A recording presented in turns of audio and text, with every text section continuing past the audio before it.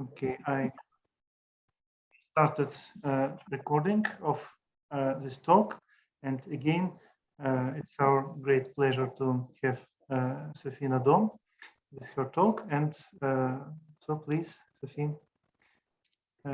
Спасибо. Здравствуйте. And I stop here with Russian because I would not be able to give the talk in Russian. Okay.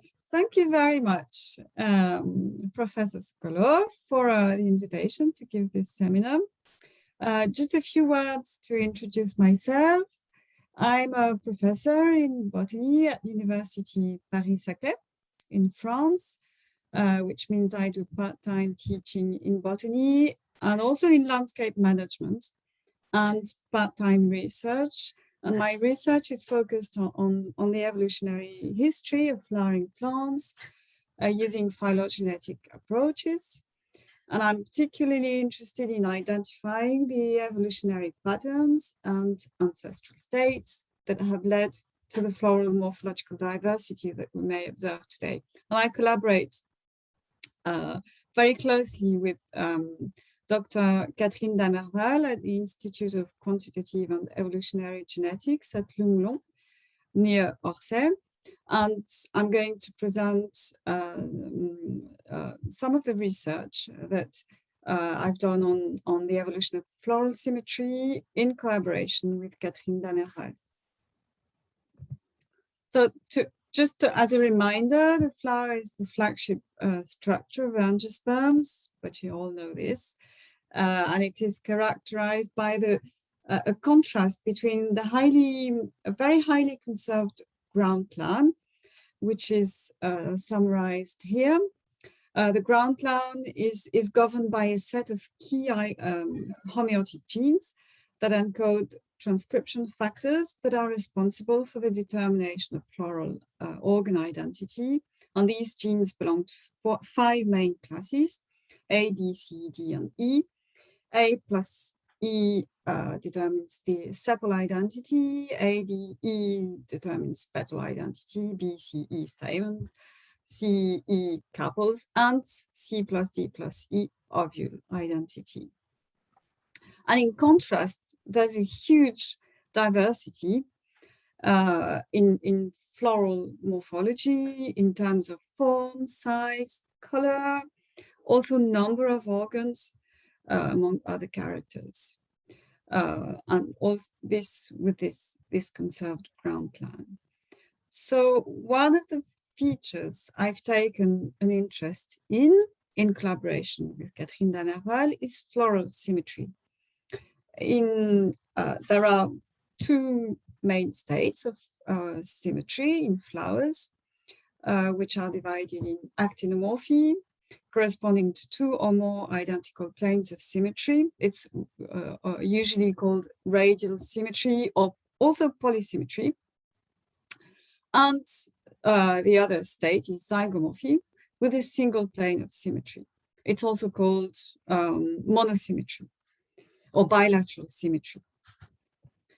So symmetry, more generally in plants, symmetry is present in most body plants, actually outside plants, and it may be viewed as a convenient and adaptive means for organisms to better explore the 3-dimensional space they live in.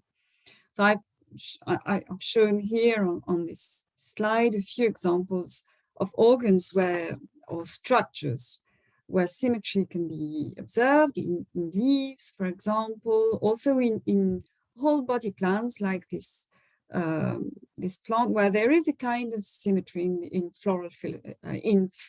leaf phyllotaxis, in flowers, of course, and also to some extent in inflorescences, like in this capitulum or this cyatum. I'm not sure about the pronunciation in English, and to some extent in this raceme, which has a kind of global sort of radial symmetry, and also inside organs at the anatomical level. And there are also cases where there's no symmetry at all, like in the leaves of begonia, or this inflorescence of Philippangela, where there's no real symmetry. So it can be observed, that it can be studied at various levels. So why floral symmetry? In flowers, symmetry is presumed to have a positive impact on diversification, and this was suggested by an old paper from Risa Sargent in 2004. And more generally, there's a role of perianth symmetry in the plant-pollinator interaction via selecting pollinators for body size and also their behavior that can transfer pollen. And there might be a consequence, there's likely a consequence on reproductive isolation and hence speciation. So here are a few pictures of where you see different insects and different ways in which they interact with the flower or the inflorescence. And this is a sort of summary of simplification of the way in which insects or other pollinating animals may interact with the flower depending on their global shape, like actinomorphic on the flowers or entire inflorescence on the left, and zygomorphic flower on the right. And you can see that the positioning of the body of the animal is different between zygomorphic and actinomorphic flowers. So what we've done at a large scale is we counted the number of transitions in floral symmetry across all angiosperms. We used an exemplar approach, which means we examine all taxonomic groups of angiosperms, and we identified all families, at first all orders in which there was at least one zygomorphic species, and then zoomed to families, and then zoomed to genera, and then zoomed to species. And we sort of try to capture all events of origin, all origins of zygomorphy, and all reversals also between zygomorphy and actinomorphy. So we recorded a total of 764 species of angiosperms, and we used, well, the paper was published in 2016, so we used the phylogenetic background of angiosperms that was available at that time, that was from Magellan et al. 2015. And we reconstructed ancestral states using parsimony, and we were able to identify, confirm actually, because this didn't come really as a surprise, we were able to confirm that actinomorphy is indeed the ancestral state for angiosperms, which was already known, for example. So what we brought was a confirmation of this with a large-scale study, detailed large-scale study. And we identified 130 origins of zygomorphy, which was a lot more than what previous studies had found. And we also identify a lot more reversals than what previous studies had recorded before, because we recorded almost 70 reversals towards actinomorphy.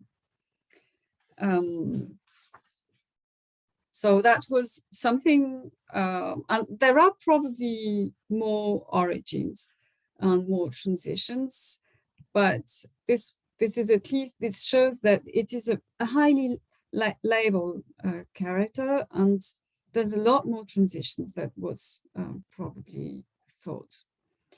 There are different ways to be zygomorphic, flowering plants.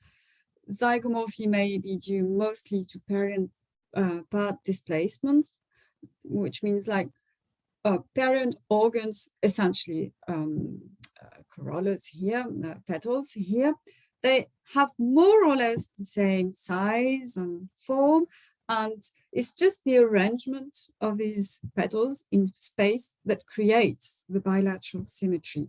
And this happens, for example, in Saphnaria or Howardia in monocots.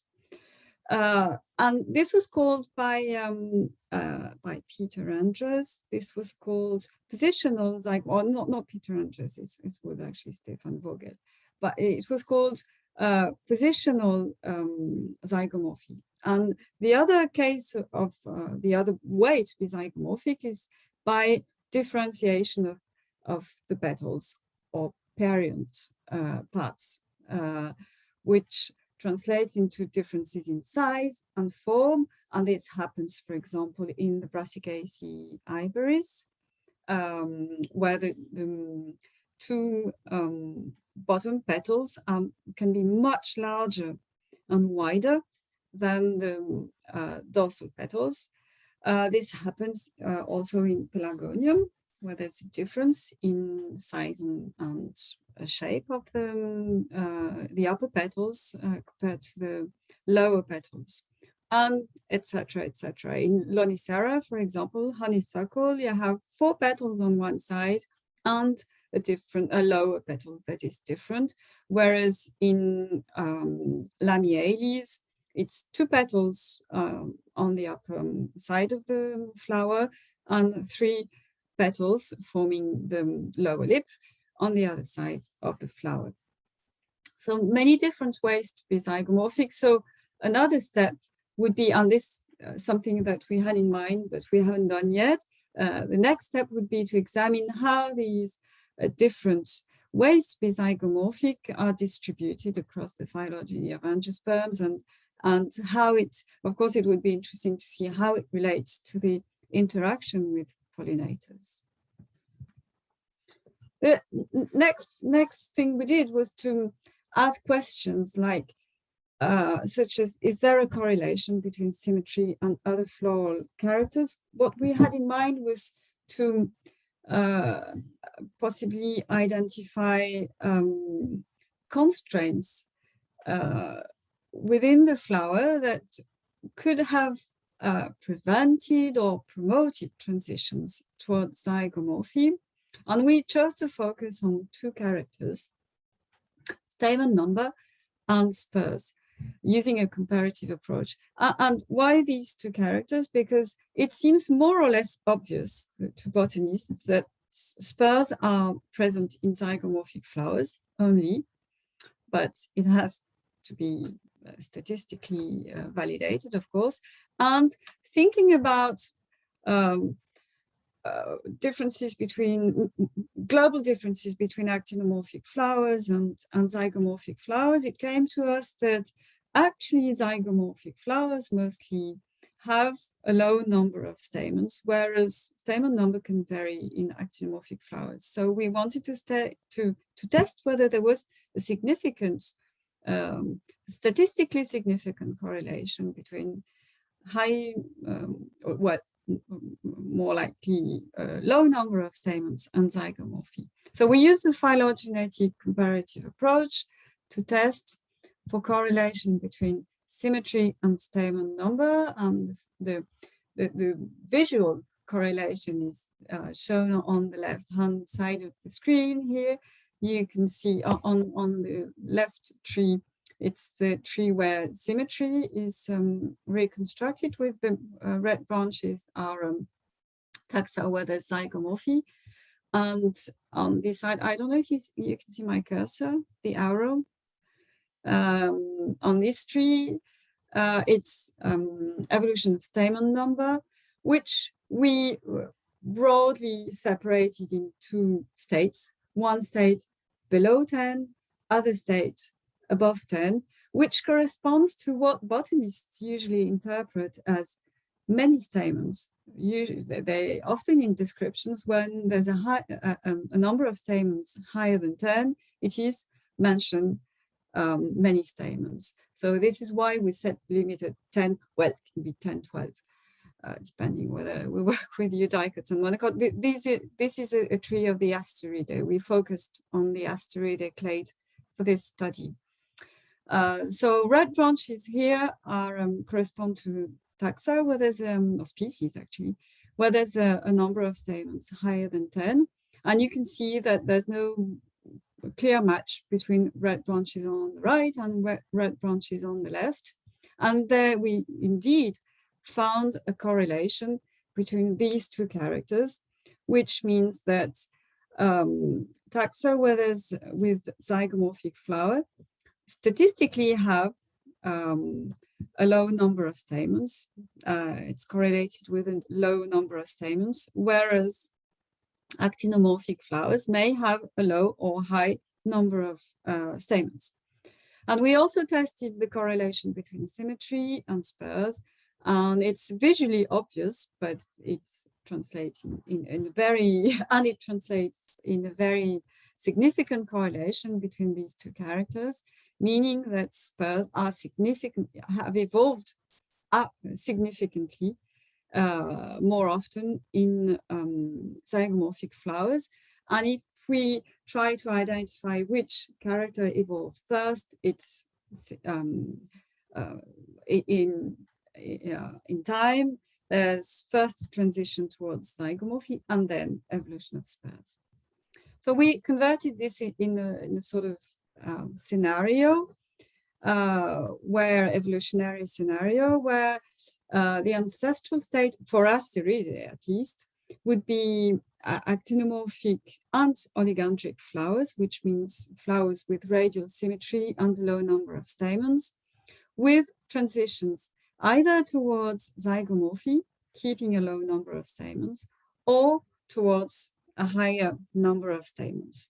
And we found almost no instances of this case. Well, there are records of zygomorphy and polyandry, or numerous stamens, actually in Lecythidaceae, in the Lecythidaceae family, and also in Ranunculaceae.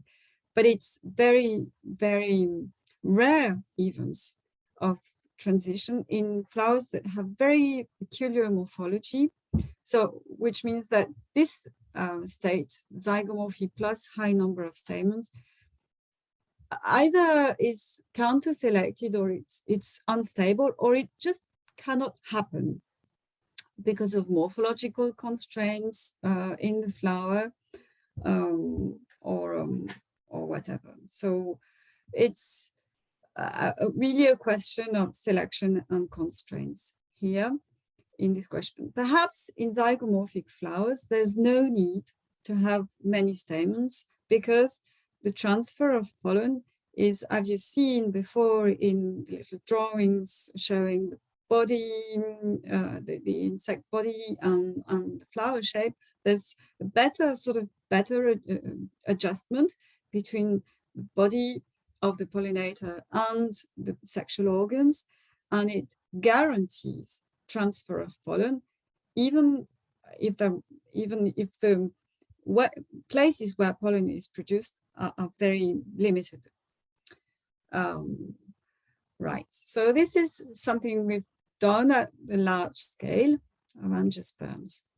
And moving to genetic basis of floral symmetry, we also wanted to explore this side with my colleague Catherine Damarval.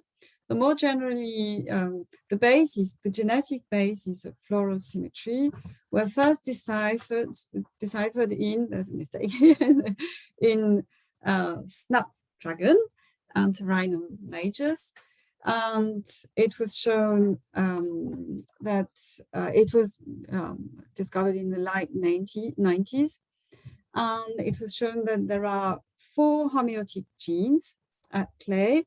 These genes encode transcription factors that belong to 2 different classes, namely Cycloidea dichotoma, which belong to class 2 TCP genes, Divaricata radialis, which belong to MIP class genes, and these genes act. So you can see the picture of snapdragon on the left, and the shape of petals and distribution of petals along the dorsoventral axis, and the difference in size and shape between these petals, which create creates zygomorphy.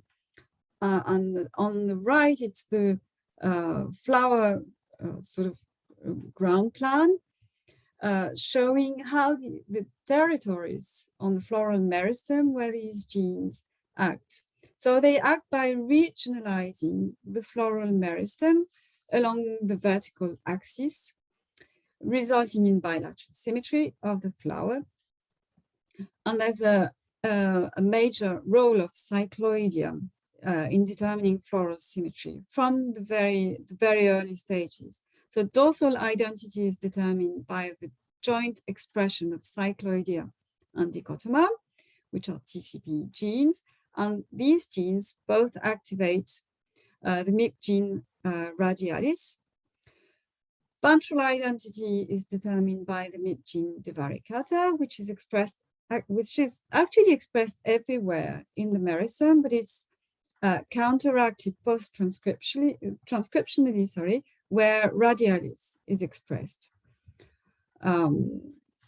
So cycloidea represses development in the dorsal region in the early stages, while it activates development of the lobes of the dorsal petals in later stages, explaining why these dorsal petals are actually larger than the ventral and lateral ones.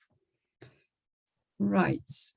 So the homologues of Cycloidea have been identified now since the 90s. There's been a lot of work in various research groups, and homologues of Cycloidea, which is the genes, it's really the key gene in determining floral symmetry, and it's the one that has been the most studied.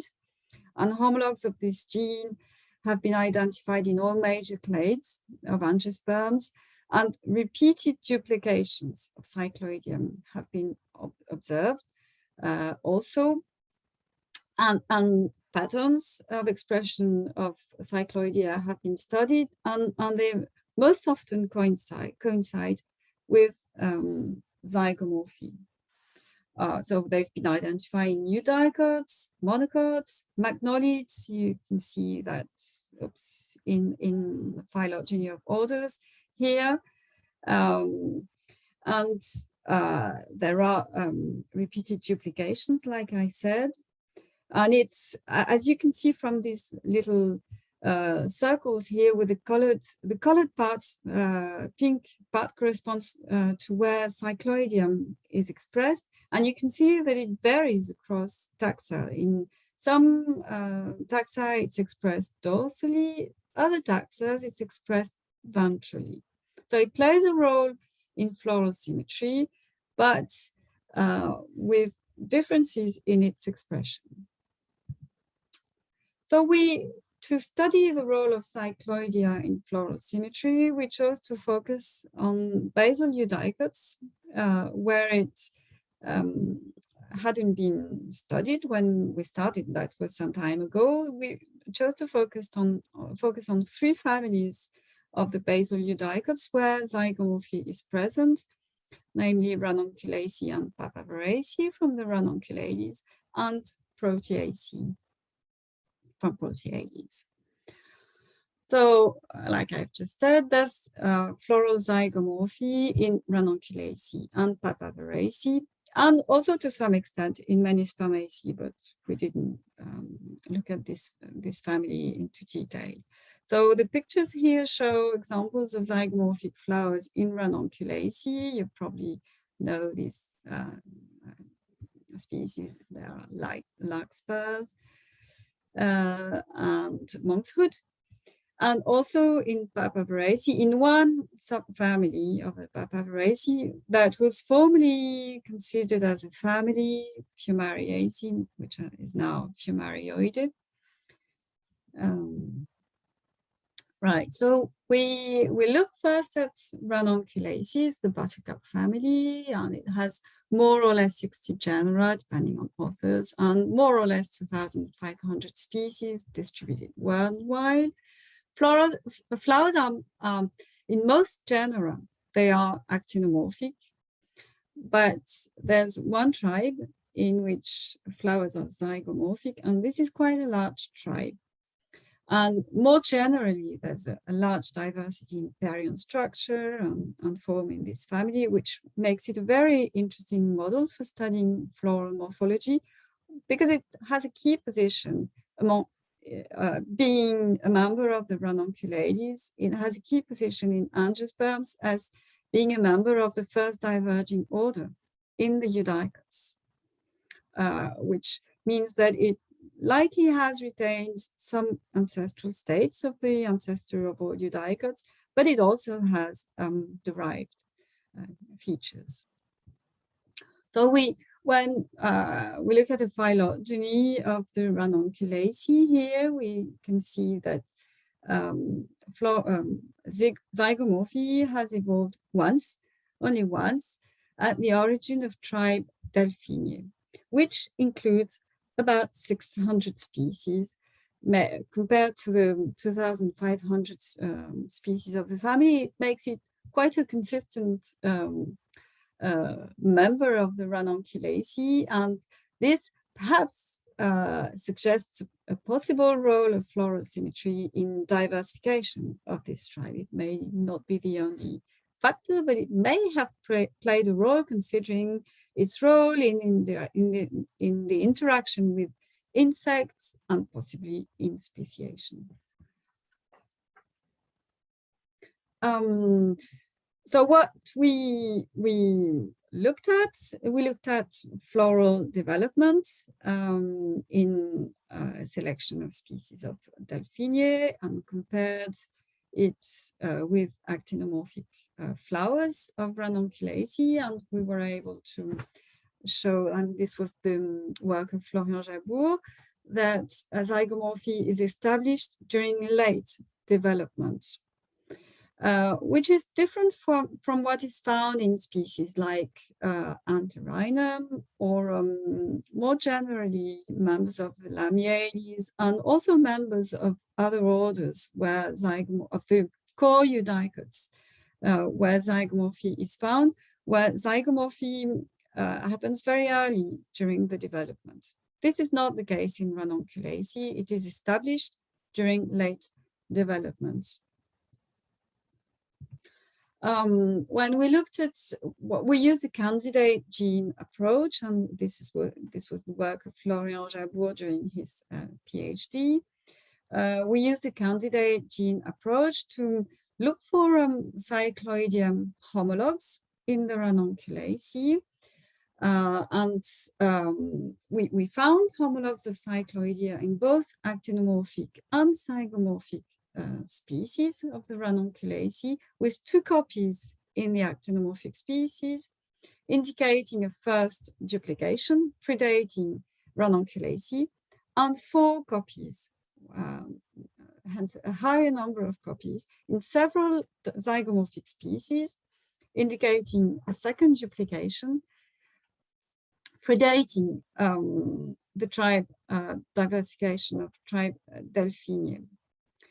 So we did RT-PCR analysis of the homologue of the Cycloidea gene in Ranunculaceae that we called Ranacil.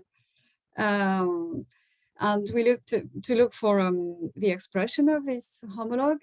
We did that in 2 zygomorphic species that differ in perion morphology. And in Consolida regalis, we found that this is the strongest expression of one of the homologues, Ranacil 2b, in the single petal. There's a single petal in this species, and the dorsal sepal, which is the one that you can see here, like this with this pearl.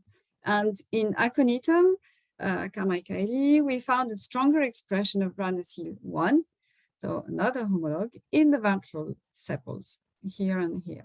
So different expression of either one of the Ranacil homologue, other Ranacil homologue, possibly relating to the differences in the way in which zygomorphy is expressed in these species.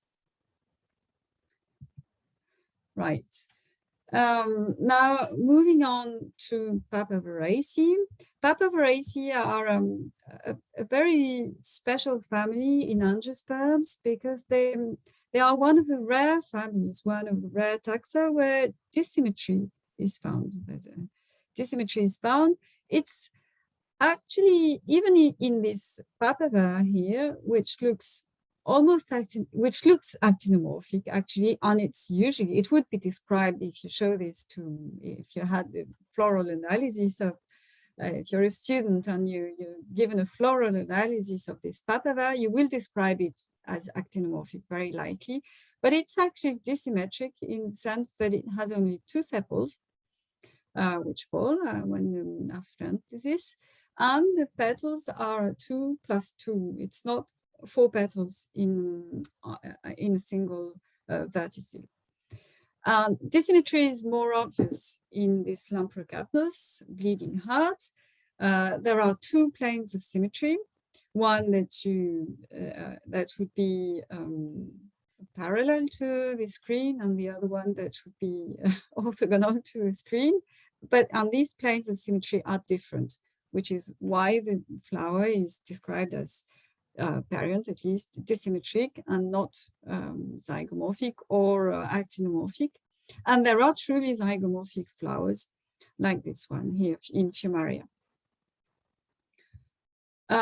When we take a closer look at these flowers in terms of floral diagrams, it becomes really obvious how they, for example, in this Chelidonium, relative to papaver, that there are 2 different planes of symmetry. So the flower can really be called dissymmetric, even if it looks actinomorphic. Same in this Lamprocapnus, where the flowers are dissymmetric, and they have these 2 sort of pouches here, which are described as spurs, and where the nectar accumulates. So there are 2 symmetrical nectar spurs, and in the zygomorphic species like this Capnoides, there's really 1 plane of symmetry and a single spur. So what we did was we produced a phylogeny. We completed the phylogeny that was already existing, but we completed it for the whole Papaveraceae family. And then we reconstructed the evolution of the character symmetry on this tree. And we identified that the ancestral state for Ranunculales was actinomorphy. The ancestral state for Papaveraceae was dissymmetry, and zygomorphy evolved from dissymmetry here at the origin of Fumarioideae. So this was no big surprise, but actually it really shows that dissymmetric species of Papaveraceae form a paraphyletic group, and then zygomorphic species form a monophyletic group. And there are 2 possible options here for the evolution of zygomorphy. Either that zygomorphy evolved once and at the origin of Fumarioideae, and this was followed by 1 reversal in this branch here, or another possibility is that it evolved twice independently here and here, which would mean 2 origins of zygomorphy. The most likely scenario is 1 origin, but the other one still cannot be excluded. Right, so this is how the character has evolved. And then we looked at the development the compared development of dissymmetric flowers, almost actinomorphic, and truly dissymmetric flowers and zygomorphic flowers to examine when symmetry is established during development. We found that during the early stages of development, there are no differences between zygomorphic and disymmetric flowers, either almost actinomorphic or really dissymmetric. And differences appear during the later stages of development.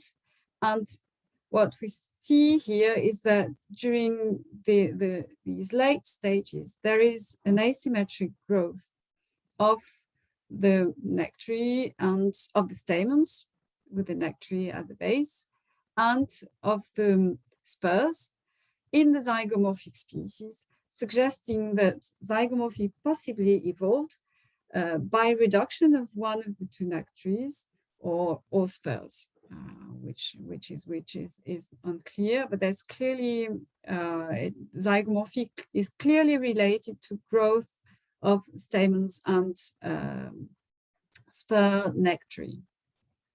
Right. Okay, so there was also some work on the molecular aspects in this family that was done by Catherine Damerval, and Cycloidea homologues have been found in Papaver, and relationship between the expression of Cycloidea and zygomorphy was observed in this family, with duplications as well. We also did some work on the Proteaceae family to continue our exploration of floral symmetry in basal eudicots. So Proteaceae family is the key Protea family. It has 80 genera and 1,700 species distributed in the southern hemisphere, with flowers that are actinomorphic or zygomorphic. And they're mostly grouped in more or less complex inflorescences, sometimes pseudanthial, like in this king protea inflorescence here. So what we did was we used the phylogeny that was already available for the Proteaceae, and we reconstructed the evolution of floral symmetry on using this phylogeny to identify the number of origins of zygomorphy in the family and the ancestral states. So we found that actinomorphy was the ancestral state for the family, with several origins of zygomorphy, at least 16 origins of zygomorphy, followed by 6 or perhaps more, depending on the interpretation, reversals. So many origins of zygomorphy in this family. It's probably one of the families of angiosperms where the number of origins of zygomorphy is the highest. So it's really, really, really special. It possibly competes with legumes, but legumes has a lot more, a much higher number of species. So for such a medium-sized family, it's really a high number of transitions in symmetry. There's no association was found between species diversification and zygomorphy. It was examined in this family by Elisabeth Reyes, but there's no correlation between species diversification and zygomorphy, although there's higher speciation and extinction rates in zygomorphic clades, but it's not a real correlation. So why zygomorphy is still to be is still a question. Right.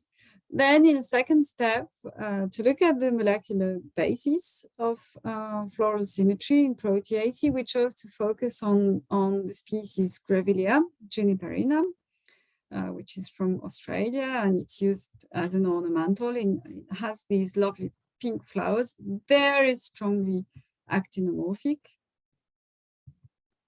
We looked at the development of flowers of the species. So flowers are zygomorphic at anthesis, and it's due to asymmetrical growth of the flower between the dorsal and ventral parts, which is the case with zygomorphic species. So at the early stages of development, the parent is actinomorphic, as you can see here.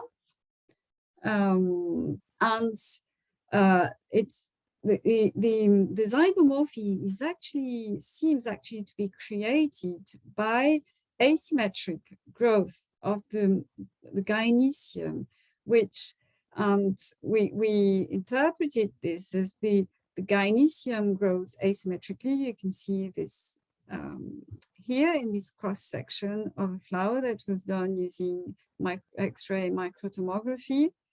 And so the gynoecium grows grows more on one side asymmetrically, and would sort of push the baryons around and force the flower to be zygomorphic. And what you see here is actually the style with the stigma on top. The baryons is here, and the gynoecium, you can see by transparency, is here. So the zygomorphy here would be created by the gynoecium, would be related to asymmetric growth of the gynoecium.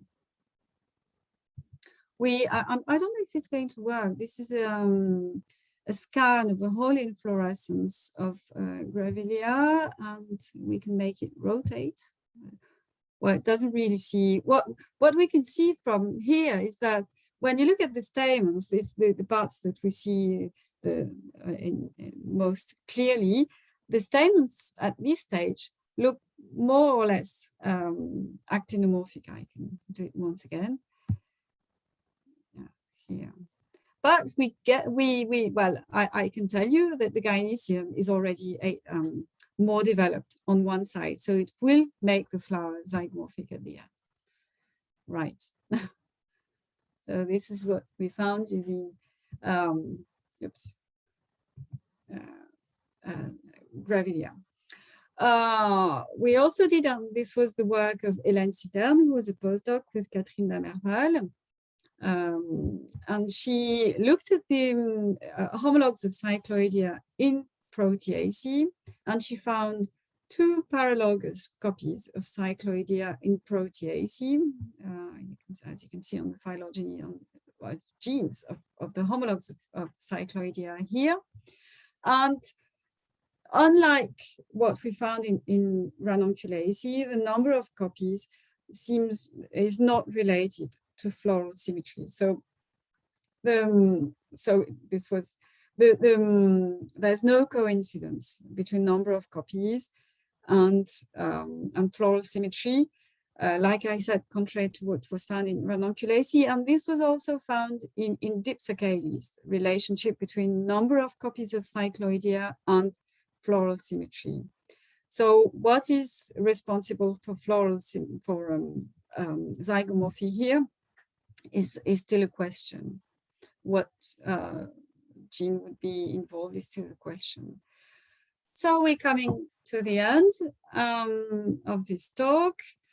To summarize, we saw that there are repeated origins and losses of zygomorphy throughout all flowering plants, with many, many origins and also many, many losses. So the character states are highly homoplastic among angiosperms. There are many convergences, probably resulting to selection pressures, linked with interaction with pollinators, but also perhaps with morphological constraints during development.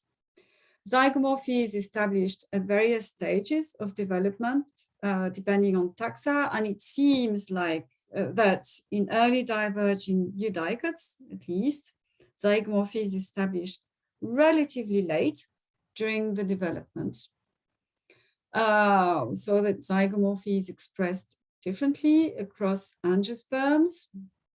There are different ways to be zygomorphic, and we also saw that cyclic genes are more or less involved in zygomorphy depending on taxa. Sometimes it's very clear, and it's like in Antherinum, for example, and sometimes like in Proteaceae, there's no clear relationship between Cycloideum homologues expression and zygomorphy. And I acknowledge all the people who've collaborated, who've been involved in what I've just shown, many people, including students and postdocs, and thank you for your attention. Thank you very much. I don't know what happens. Okay, thank you very much. Maybe somebody have questions? Дорогие коллеги, я с удовольствием попробую содействовать нашему общению. Может быть, в чат кто-то напишет какие-то вопросы. So, I have a question. Yes. So, there was a slide with correlations between evolution of two characters. And there was a parameter LR. So could you show this this slide once again, and maybe you could explain a little bit about this parameter? Here, it's the likelihood ratio. It's a test that's based on the. I could show them the. I should have shown the model. It's a test that compares the likelihood of two scenarios. One scenario in which the two characters evolved independently. It's like you have two characters A and B, and there's a transition rate between the two states of 0 and 1 of character A.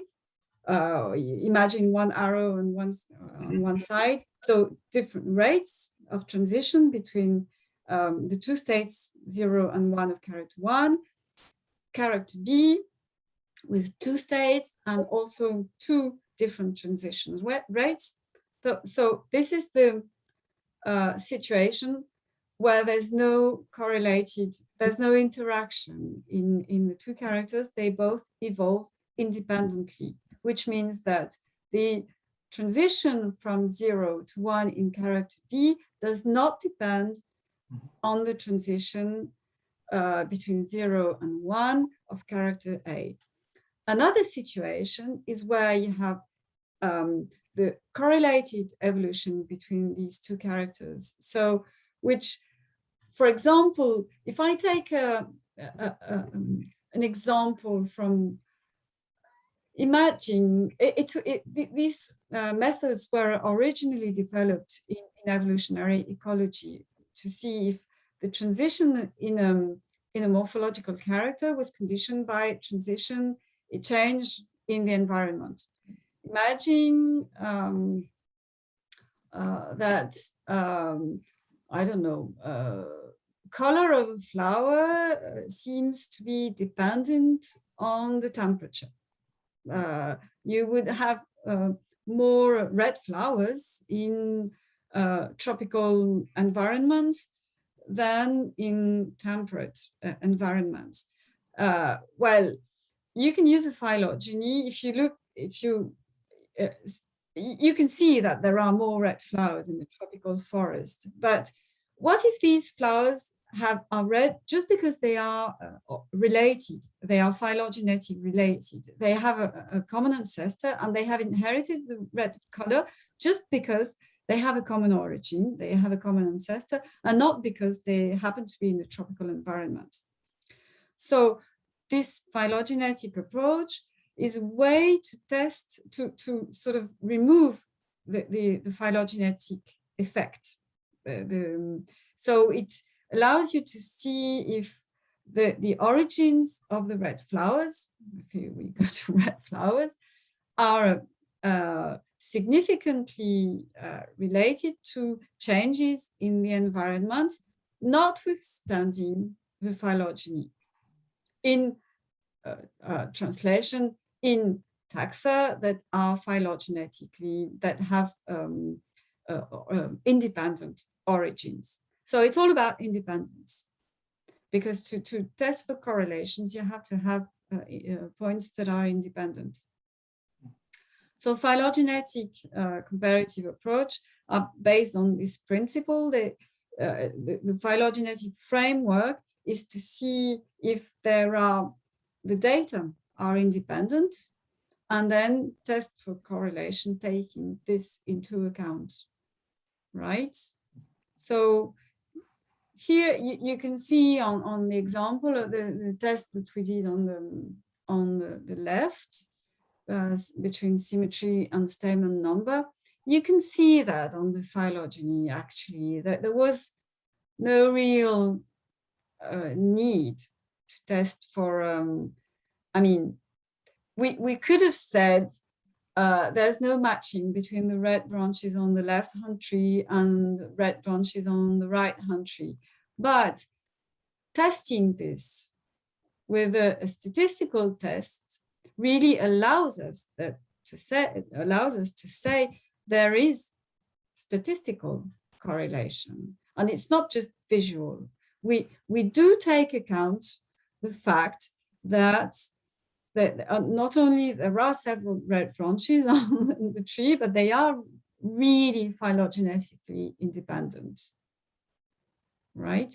So this test is available in, well, people don't do that now. I think they use more sophisticated tests. This was done, well, like 12 some years ago, but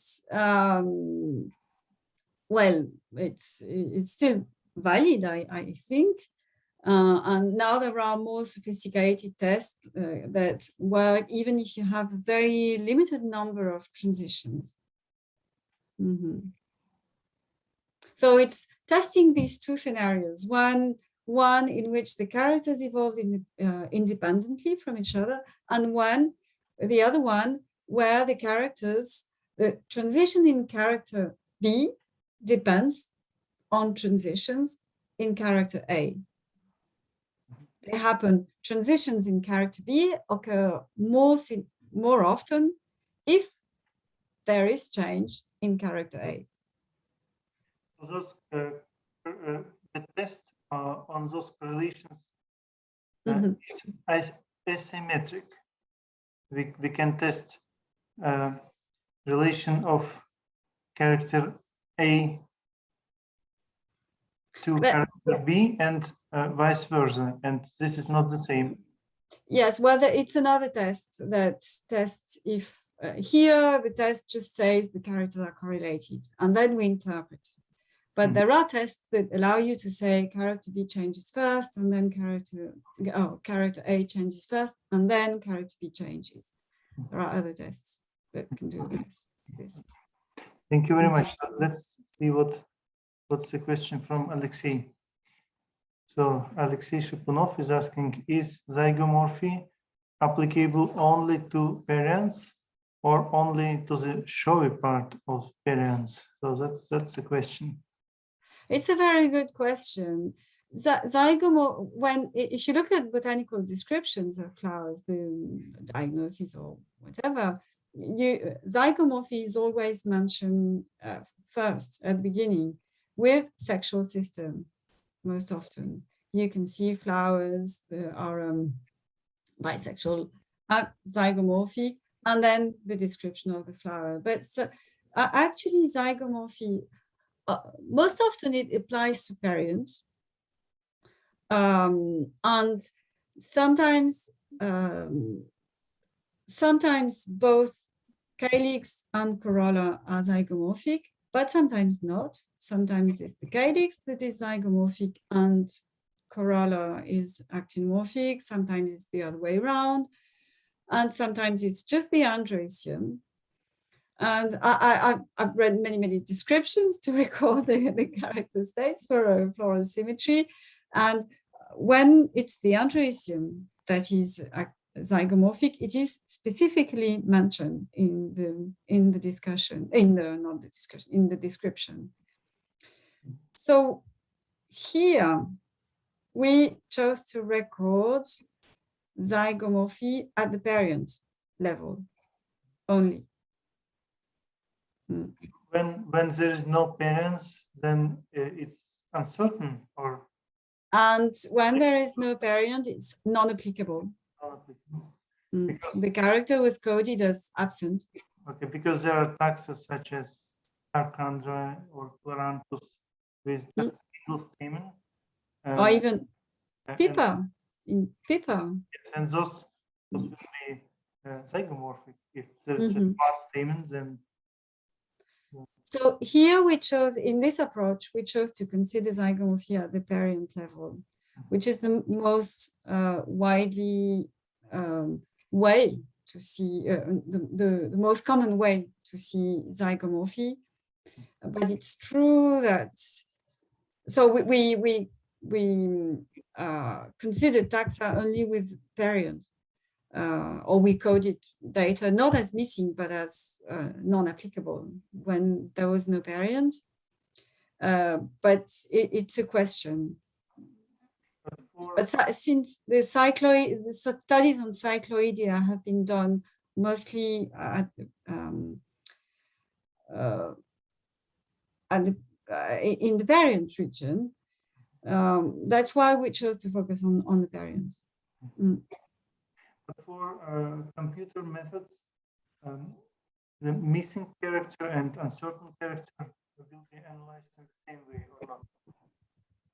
Well, for these methods, there's a default. That's a flaw of these methods. Missing and non-applicable are, I think they are considered the same, as far as I remember. We did that long ago. In these trees, for our set, because this is a tree of Asteroideae and it's a species tree, which means that the terminal branches are species. So we chose to include species with variants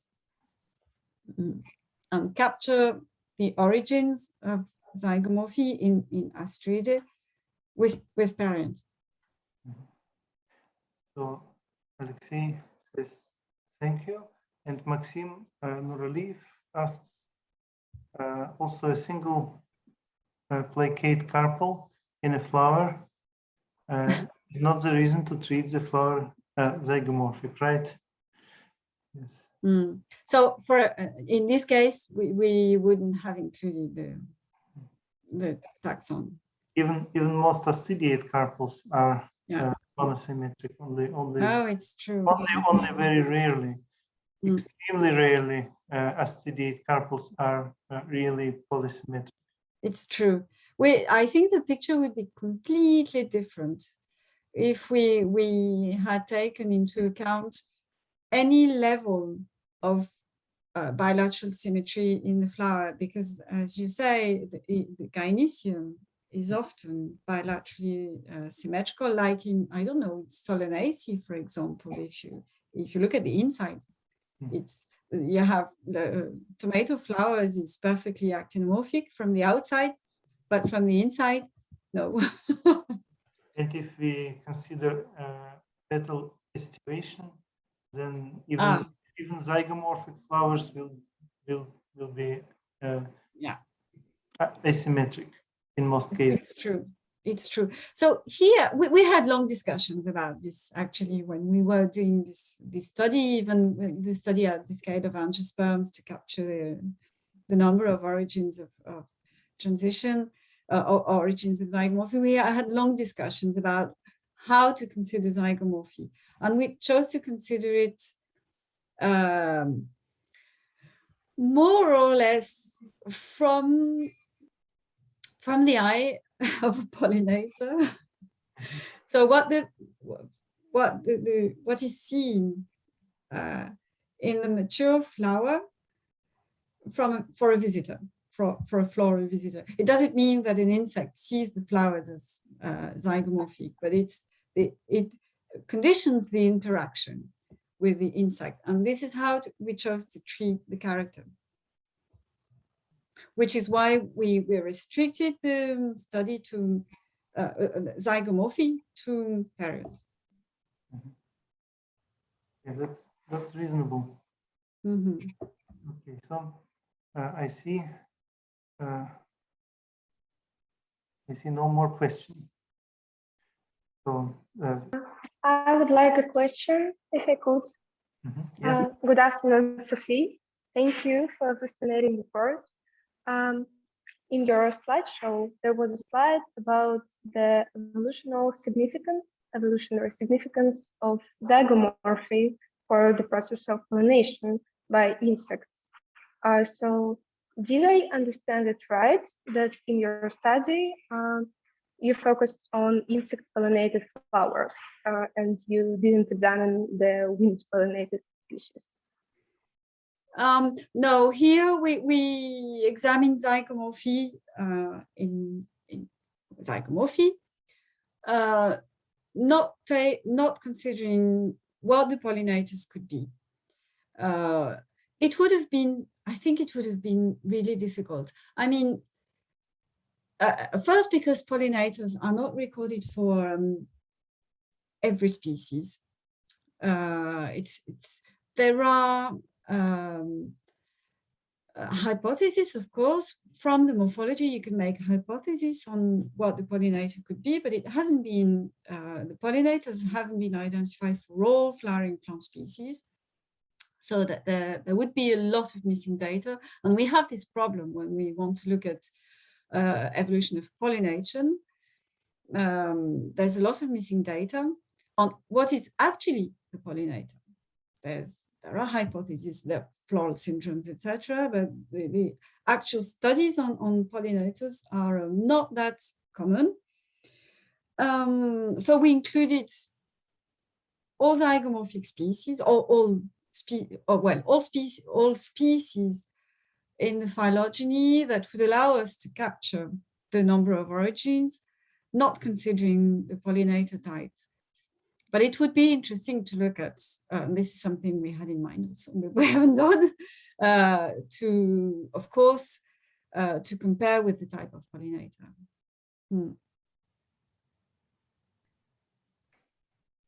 So I gave examples. Yeah, thank you. Yeah, I gave examples like in the pictures or at the beginning. I showed insects. Well, these are my pictures, and I live in a temperate country, and there are no bats and you know, birds, pollinating birds. So and anyway, insects represent, like, I don't know, 90% of the pollinators for flowering plants. So this, of course, this is why we talk about insects when we talk about pollination. But this was just example. And of course, these are on these drawings. The bottom drawings are actually, they are supposed to be birds, even if it's not very obvious. So no, it's not focused on a particular type of pollinator. It's from the floral side. Okay, so Alexei Shukunov appreciates the idea of zygomorphy from pollinators' eyes. So, and Professor Timonin wrote that if we interpret zygomorphy primarily on the basis of plant to insect interaction, so could we distinguish zygomorphic zygomorphic smelling flowers as well? Wow. Wow. You know, this is an interesting question, but the thing is, smells disperse in the atmosphere, so it would be related to the place from where the smell, the odors, the scents or whatever are emitted on the flower, like osmophores or I don't know. It's interesting. Yes, very interesting. And it's interesting if we consider visual appearance of flowers. They could be actinomorphic in normal light, but in UV light, they could be zygomorphic. It's true. Yes, it's true. There are studies examining, you know, UV marks and that sort of things. I'm not sure it has been done in from this point of view. from what I've seen, usually the UV marks are equally distributed in actinomorphic flowers, and they are differentially distributed in zygomorphic flowers. I can't think of an example of an actinomorphic flower with, you know, difference in the placement of UV marks. This is possible in theory.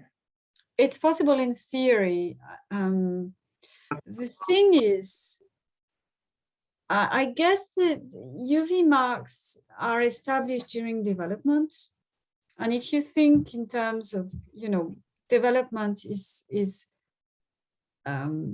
similar in all petals, resulting in similar shape, but in similar everything, then it would be logical to expect identical distribution of UV marks in actinomorphic flowers. But, well, it could be tested.